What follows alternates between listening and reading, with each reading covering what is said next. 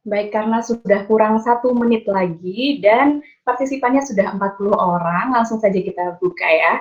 Baik, Assalamualaikum warahmatullahi wabarakatuh. Selamat sore teman-teman semuanya. Jadi dalam bincang alumni yang ketiga, alhamdulillah ya kita udah melaksanakan bincang alumni 1 dengan tema PPDS internal, bincang alumni 2 dengan tema dokter industri, dan yang ketiga ini temanya adalah akademisi. Nah, di sini saya Dr. Yusrin Aulia dari alumni angkatan 2010 sudah mendatangkan narasumber yang sangat kece sekali ya dok ya, yaitu Dr. Andy Novik Stujana, PhD. Nah, beliau ini kakak tingkat saya, sempat ketemu mungkin tapi dokter nggak ingat ya, saya tapi ingat dok. Ya, Ingat-ingat. Jadi beliau ini adalah angkatan 2006. Keren banget ya, angkatan 2006 tapi sekarang sudah jadi kaprodi. Beliau ini adalah kepala program studi sarjana kedokteran di FK UHAMKA, Jakarta ya dok ya? Ya, di Jakarta, tapi kampusnya di Tangerang. Oke, kampusnya di Tangerang. Untuk FK UHAMKA sendiri sudah berapa lama dokter? Ini angkatan kedua, tahun ini baru akan memasuki angkatan ketiga, jadi baru 2 angkatan. Oh iya, masih bayi ya. Kalau misalnya Iya, FKUMM kan sudah masih remaja bayi. ya dokter ya. Iya, Sudah 19 tahun tahun ini. iya, Oke. luar biasa. Oke, nah jadi langsung aja ya dok. Ini Iya, saya boleh. ingatkan dulu buat teman-teman partisipan. Kalau misalnya ada yang mau ditanyakan ke dokter Noki, kita panggilnya dokter Noki gitu ya dok ya Boleh, panggilannya? boleh. Iya, panggilan saya memang Noki. Oh ya, oke. Kalau misalnya ada yang mau ditanyakan ke dokter Noki, bisa langsung tulis di fitur chatnya, di kolom chat ditulis nama siapa, dari mana, dan langsung tulis aja ingin bertanya. Nanti akan saya persilahkan. Jadi tidak akan saya persilahkan kalau belum nulis di kolom chatnya. Gitu. Nah, untuk yang pertama, saya dulu ya dok ya, yang tanya-tanya. Boleh. Dokter, kenapa sih dok kok milih jalur akademisi? Kenapa kok jadi dosen? Sebelumnya salam dulu kayak Assalamualaikum warahmatullahi Oke. wabarakatuh buat semuanya yang udah hadir di bincang alumni ya hari ini. Terima kasih. Terus bisa ketemu dengan kakak tingkat dan semuanya, dan mungkin ini ada beberapa yang adik tingkat saya ya gitu. Jadi ya kembali ke pertanyaannya, kenapa kok di jalur akademisi ya? Hmm. Sebenarnya awal-awal itu uh, kayak bisa nggak ya gitu ya ngajarin, bisa nggak ya gitu, jadi guru lah ya, jadi guru buat calon-calon dokter gitu. Awalnya juga ragu-ragu, tapi ternyata kesini kesininya makin yakin, soalnya juga bekal ya gitu, bekal saya nanti insya Allah kalau seumpama kita nanti sudah nggak ada gitu kan, karena 3 hal yang akan kita bawa yaitu amal, anak yang soleh, serta ilmu yang bermanfaat. Jadi harapannya kenapa saya di jalur akademisi ini, siapa tahu ada ilmu-ilmu dari saya yang bisa bermanfaat dan bisa menjadi bekal saya gitu. Wow, subhanallah sekali ya jawabannya. Ya benar sih dok, jadi kalau misalnya ilmu kita dipakai terus kan sampai mati pahalanya ngalir ya. Iya, itu sih sebenarnya niatnya. Tapi dulu pernah nggak sih dok ada cita-cita jadi guru sebenarnya? Sesungguhnya enggak, enggak terbayang. Jadi gini, ya sama sih hampir kebanyakan mahasiswa kedokteran gitu ya. Jadi kebayangnya ya setelah lulus itu akan praktek gitu ya, menjadi dokter, kemudian kalau mau lanjut sekolah ambil spesialis gitu, terus habis itu praktek lagi spesialisnya gitu. Ya. Jadi sama sekali nggak kebayang awal-awal gitu, tapi ternyata di perjalanannya gitu ada kesempatan dan ternyata nyaman gitu. Habis itu Oke, ya. Oke dokter. Tapi dok, dokter ini masih praktek juga nggak? praktek, iya masih praktek, cuman sekarang masih cuti dulu prakteknya karena saya kan masih baru melahirkan gitu. Jadi Oh, iya. sebelumnya double, jadi ya dosen ya, praktek iya, tapi karena sekarang masih punya bayi gitu, dan kemudian juga kondisi kita saat ini ya pandemi gitu, jadi makin belum praktek gitu. Jadi mungkin nanti setelah ini. Oke. Tapi dok, idealnya dokter yang memilih menjadi dosen itu perlu praktek apa enggak sih? Atau ya udah kalau di akademisi aja, nggak usah jadi praktisi. Oh Gimana dok? ya, ini pendapat pribadi ya, tapi itu kembali ke pribadi masing-masing karena kan kita waktu kemudian segalanya kan beda-beda ya. Jadi kalau menurut saya, kalau saya pribadi ya ngajar iya, tapi praktek juga iya gitu. Karena kalau enggak juga gimana-gimana tetap akan lupa ya, apalagi kalau skill ya, berhubungan dengan skill. Kalau kita nggak praktekkan itu lama-lama juga nggak akan skillful gitu. Kalau misalnya, jadi kalau jadi dosen ini enaknya kan ilmunya terupdate ya gitu. Jadi banyak ketemu pakar gitu. Kemudian ada ilmu-ilmu update baru. Nah, itu tapi kalau dibarengin dengan praktek, insya Allah skillnya juga akan tetap ingat gitu, tetap terlatih gitu. Kalau menurut saya sih dua-duanya bisa jalan. Tetap jalan ya dok. Sempat Iya. ngerasa kayak kesulitan bagi waktu nggak dok? Soalnya kan jadi dosen tuh banyak juga ya ternyata yang dikerjain kan nggak cuma ngajar selesai gitu Ini kan. ini curcol apa gimana ini? Oh iya, iya. Agak-agak curcol dikit dok. Kayak soalnya saya membayangkan, oh selesai ngajar pulang. Oh, ternyata enggak ya, masih banyak yang dikerjakan. Kalau dokter Ya, sendiri dok, bagi waktu dengan prakteknya gimana dok?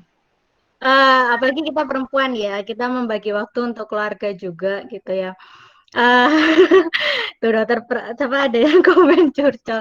Jadi emang kalau praktek sih kalau bisa kalau saya ngambilnya waktunya malam dan nggak banyak shift gitu. Jadi praktek di sini benar-benar murni ya selain kita mengembangkan apa namanya ilmu skill kita, selain itu juga aplikasi dan pemanfaatan dari ilmu yang sudah kita dapat gitu kan sayang kalau misalnya tidak di-share atau bermanfaat untuk orang lain juga gitu ya. Jadi ya pinter-pinternya kita aja sih sebenarnya. Kita kan tahu kita waktunya kapan. Jadi mungkin nggak akan sebanyak apa namanya dokter-dokter lain yang nggak ngajar, tapi juga spesialis-spesialis, para pakar tuh juga banyak kan yang juga ngambil jadi dosen. Jadi insya Allah sih kalau masalah waktu, manajemen waktunya kita kalau baik ya bisa-bisa aja.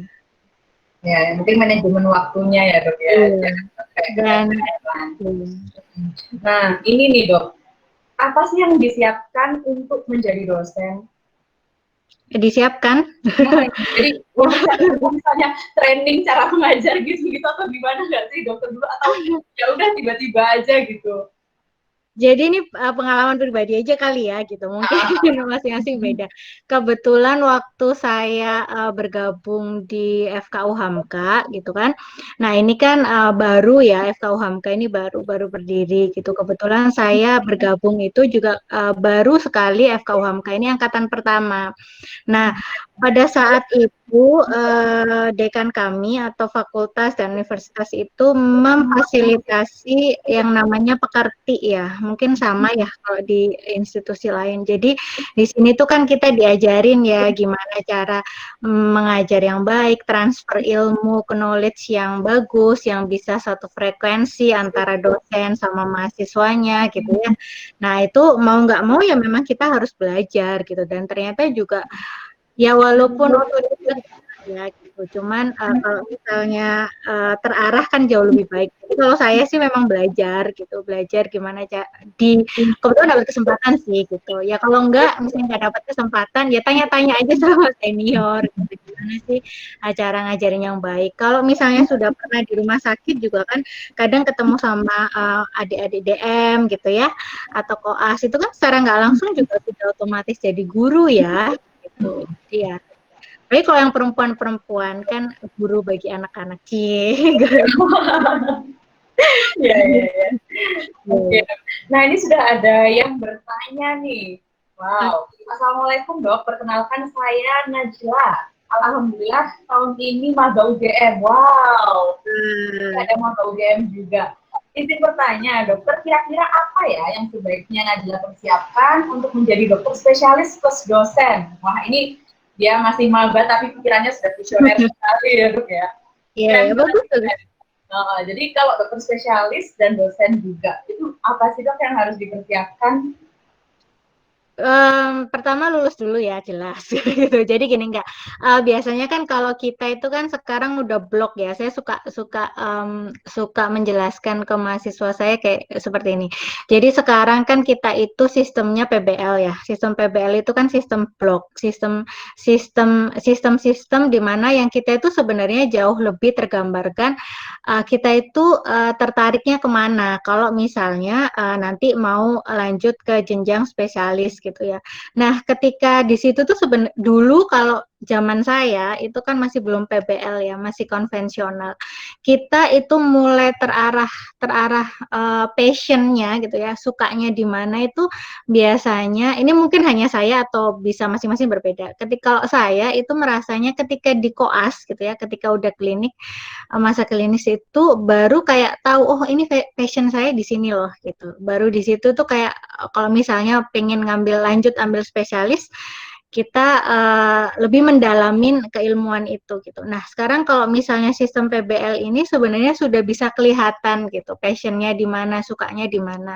Maka kalau misalnya suka di suatu sistem itu ya apa tanpa tanpa mengurangi bobot belajar sistem-sistem yang lain gitu. Cuman memang di sistem yang mau disukai ini atau passionnya ini bisa lebih gitu ya, lebih ditekankan lagi kalau memang suka misal suka spesialis jantung misal ya spesialis jantung maka pada saat blok jantung itu atensinya lebih dibandingkan dengan yang lain-lain boleh saja gitu karena kan memang kita nggak bisa membatasi seseorang untuk menyukai passion-passion tertentu gitu tapi ya itu tadi tanpa mendiskreditkan atau mengecilkan ilmu-ilmu yang lain gitu karena kan kita berkesinambungan ya pasti harus tahu ilmu-ilmu sistem yang lain kayak gitu.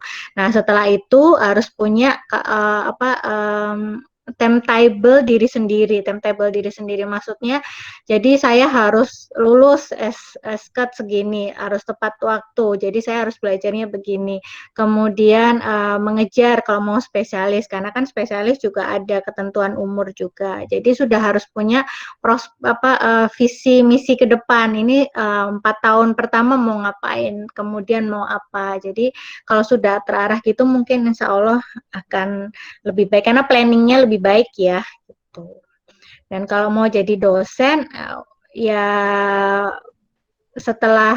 boleh setelah dokter umum atau setelah spesialis mungkin silahkan bergabung ke institusi-institusi. Kalau di UGM ya bisa bergabung di institusi UGM atau di institusi lainnya.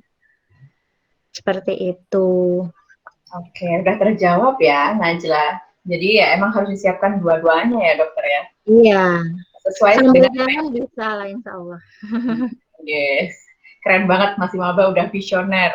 Semoga tercapai ya nanti Iya, impian amin, amin. spesialis dan Keren, dosen. keren.